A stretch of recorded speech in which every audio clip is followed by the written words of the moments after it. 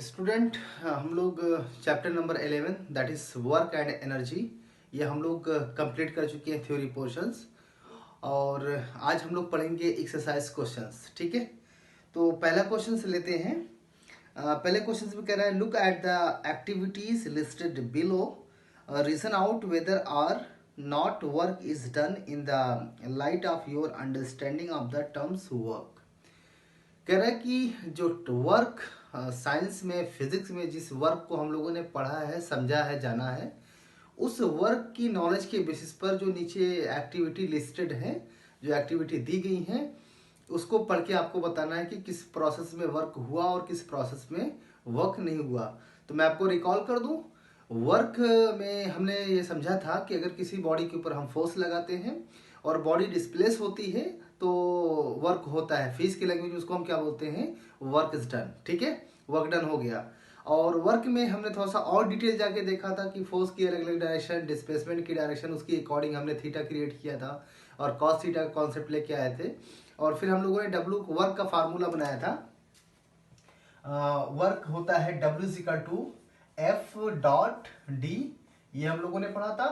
और इसमें पढ़ा था F D cos theta, where theta is angle between force and displacement. और depending upon the direction of force and displacement there are three conditions.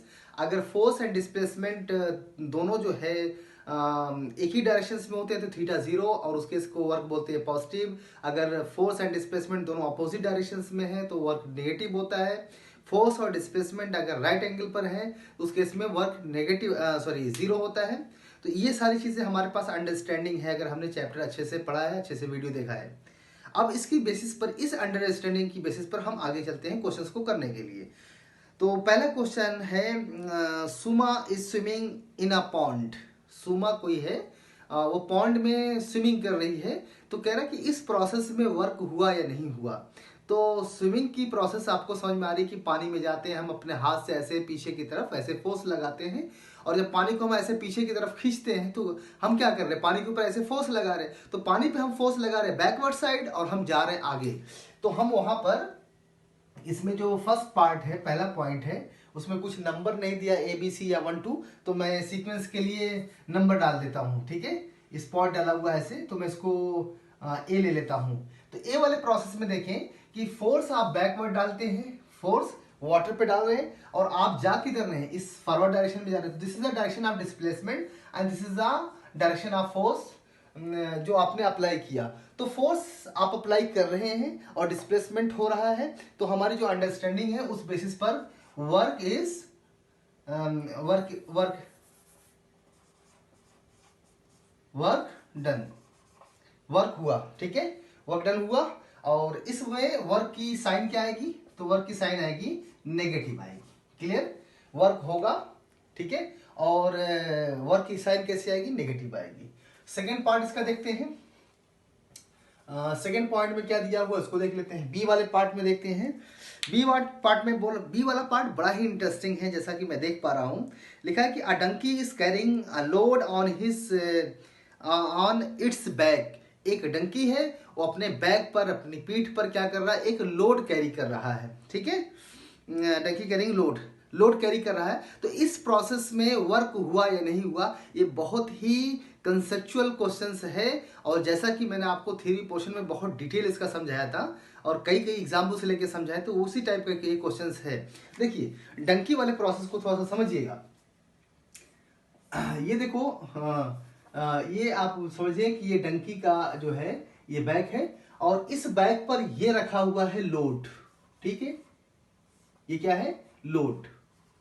Clear, तो जो भी load होगा उस लोड की वजह से जो डंकी के ऊपर फोर्स लगेगा वो किसे लगेगा, डाउनवर्ड्स। जैसा कि हम जान रहे हैं ये क्या होगा, लोड का वेट होगा और ये होगा mg डाउनवर्ड्स। ठीक है, ये वेट हम लोगों ने पढ़ा था, वेट डाउनवर्ड्स होगा। और इस वेट को काउंटर करने के लिए, इस वेट को बैलेंस करने के लिए डंकी का बैक इसके ऊपर फोर्स लगाएगा और दोनों बैलेंस होंगे और ये लोड इसकी बॉडी पर टिका रहेगा। ठीक है, अदरवाइज डंकी का बैक टूट सकता है लोड अगर ये जो है रिएक्शनरी फोर्स लगा के सुना। तो जैसे ही डंकी अपने बैक से रिएक्शनरी फोर्स लगाएगा इस लोड पर तो उसको लोड अपना समझ में आएगा। ये एक कॉन्सेप्ट हो गया। अब देखो फोर्स में ये कैरी कर रहा है। तो अगर डंकी की मैं बात करूं तो डंकी यहां पे दो प्रोसेस कर रहा है। डंकी एक प्रोसेस तो ये कर रहा है कि जो उसके बैक पर लोड रखा हुआ उसको मैनेज करने के लिए एक फोर्स लगा रहा है अपवर्ड डायरेक्शन में। एक तो ये फोर्स लगाया। अगर ये वाला फोर्स मैं कंसीडर करूं जो ग्रेविटी के अगेंस्ट फोर्स लगा रहा है डंकी, ग्रेविटी के अगेंस्ट फोर्स जो डंकी लगा रहा है, तो डंकी ग्रेविटी के अगेंस्ट फोर्स किधर लगा रहा है? इधर, इधर लगा रहा है। यानी फोर्स अप्लाई किधर हुआ? अपवर्ड डायरेक्शन में, और लोड जा किधर रहा है? इस डायरेक्शन में। यानी दोनों किस कंडीशन में हो गए? राइट एंगल पर हो गए। तो इस केस में वर्क डन कितना हो जाएगा? 0 हो जाएगा। ठीक है। तो यहां पर जनरली जो फीलिंग जो कॉन्सेप्ट बनता है, जो हम लोग डायरेक्टली बोलते हैं, तो इसमें वर्क कितना हो जाएगा? वर्क 0 हो जाएगा। लेकिन इसके अगर दूसरे पार्ट पर हम बात करें, थोड़ा सा सोचें, तो डंकी क्या कर रहा था? डंकी सिर्फ एक ही काम नहीं कर रहा है। डंकी यहाँ पे क्या कर रहा है? लोड जो उसके ऊपर पड़ा है उसको तो काउंटर करने के लिए एक फोर्स लगा रहा है, और ये फोर्स लगा के उसने वर्क कितना करा है? 0। क्यों वर्क 0? क्योंकि लोड जा इधर रहा है, लोड कैरी इस डायरेक्शन में हो रहा है, और इसका काउंटर पार्ट डंकी जो फोर्स लगा रहा है ये लगा रहा है। तो ये हो गया फोर्स, और ये हो गया डिस्प्लेसमेंट। इस केस में 90 डिग्री, और इस केस में वर्क डन कितना हो गया? 0 हो गया। क्लियर है। लेकिन साथ ही साथ डंकी ये फोर्स तो लगा ही रहा है, लेकिन डंकी इधर भी जा रहा है। ठीक है। तो डंकी जब इधर लेके लोड जा रहा है तो कुछ ना कुछ तो इफर्ट उसका होगा आगे चलने के लिए, कि ऐसा तो है नहीं कि उसको वहीं पे खड़ा होकर मैनेज कर रहा है, कैरी कर रहा है ना। तो लिखा हुआ है donkey is carrying a load.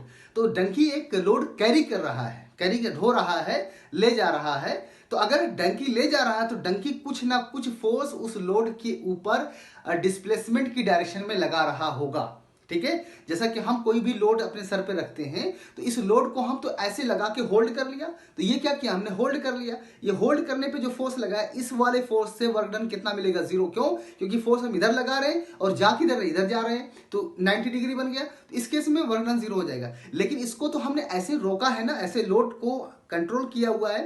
लेकिन साथ ही साथ आगे अगर आप जाएंगे तो उस प्रोसेस में क्या होगा? कुछ ना कुछ फोर्स का कंपोनेंट, कुछ ना कुछ फोर्स का पार्ट जो आपका डिस्प्लेसमेंट की डायरेक्शन में होगा, और उस केस में वर्क डन 0 नहीं होगा। ठीक है। तो अभी आप 9th लेवल पर हैं, तो कंसेप्चुअल आप स्टडी रखते हैं, तो इसलिए मैंने उसको भी डिस्कस कर लिया। तो वर्क डन यहां पे कितना हो जाएगा? 0। तो बहुत ज़्यादा अगर डिटेल में ना जाए तो सिंपल जो क्वेश्चंस की लैंग्वेज है, जो क्वेश्चंस में जो हमसे समझने की कोशिश कर रहा है, उस केस में वर्क डन कितना हो जाएगा? वर्क डन 0 हो जाएगा। नेक्स्ट पार्ट लेते हैं इसका। A wind mill is lifting water from a well. ठीक है।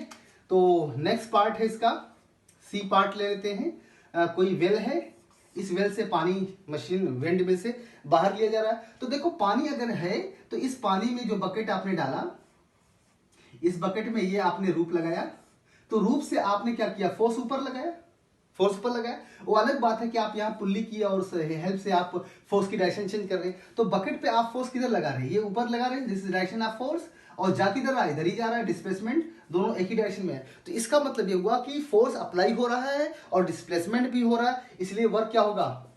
वर्क डन होगा। वर्क डन, और वर्क डन कैसा आएगा? डब्ल्यू कैसा आएगा? कैसा होगा?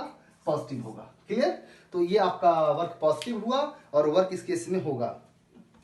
नेक्स्ट क्वेश्चन है, a green plant is carrying out photosynthesis. Green plant में फोटोसिंथेसिस एक इंपॉर्टेंट प्रोसेस होता है, लेकिन उस प्रोसेस में कहीं पर भी हमें मूवमेंट नहीं दिखाई देता, फोर्स की एप्लीकेशंस नहीं दिखाई देती कि फोर्स लगा और डिस्प्लेसमेंट हुआ, इसलिए वहां पर कुछ ऐसा नहीं दिखाई देता। इसलिए वहां पे हम क्या मान के चलेंगे कि वहां पे वर्क डन कितना हुआ? 0 हुआ। तो क्वेश्चन नंबर 1 का जो नेक्स्ट पार्ट है that is D part. D part में हम क्या करेंगे? Work done 0। ठीक है। अच्छा, तो यहां पर भी मैंने लिखा था ना वर्क डन 0, ये पार्ट इसका था, सी हो गया 0। अच्छा, नेक्स्ट वाला क्वेश्चन है, an engine is pulling a train. एक ट्रेन है। देखिए ट्रेन वाले कॉन्सेप्ट में थोड़ा सा समझिएगा। ये आपका उसका ट्रेन का डिब्बा है और ये उसके साथ इंजन लगा हुआ है, इंजन कनेक्ट है। तो ये इंजन की अलग प्रोसेस है और ट्रेन की है। नॉर्मली हम क्या समझते हैं कि इंजन और ट्रेन दोनों एक ही प्रोसेस, एक ही सिस्टम मानते हैं, लेकिन इस लैंग्वेज में इस कई न्यूमेरिकल देखा गया इस तरीके से।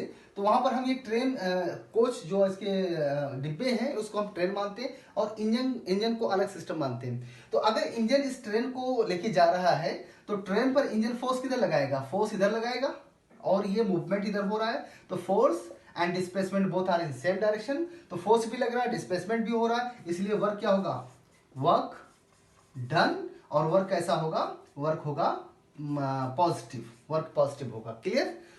और हमने आपको पहले ही बताया था कि वर्क डन बाय इंजन, मैं कार का केस लिया था, वर्क डन बाय इंजन कैसा होता है, पॉजिटिव, और वर्क डन बाय ब्रेक कैसा होता है, वर्क डन बाय ब्रेक कैसा होता है, नेगेटिव होता है। ठीक है।